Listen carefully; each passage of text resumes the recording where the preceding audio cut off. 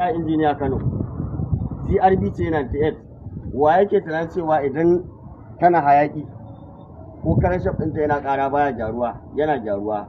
Don bari in gaya ma gaskiya, ya fi na Civic UK ɗaukar ringi, nesa ba kusa ba. Garanti a buga ma shi in dai ka sa ringi mai kyau irin wannan. TP ba? Shi TP generally ne amma kuma yana da bambanci. Yanzu wannan za ka iya zuwa a baka shi a Civic UK.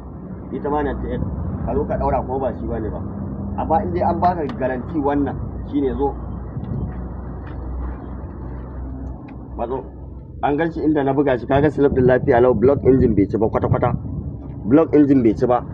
To idan har block engine bai ci ba baka bi na bashi rantsuwa in dai CRB ce 98 yau zan baku update nata, tana daukar ringi lafiya lau, sai dai idan akwai dan wani hayaniya a sama, ma'ana tana da kenshan guda biyu, kop na bawul guda 16 da kowa ya san shi.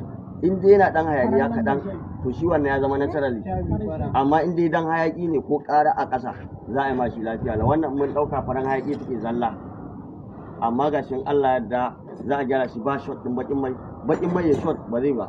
Sannan kuma in dai magana hayaki ne ka bashi wuta in Allah zai ɗauke. Ya injiniya Kano.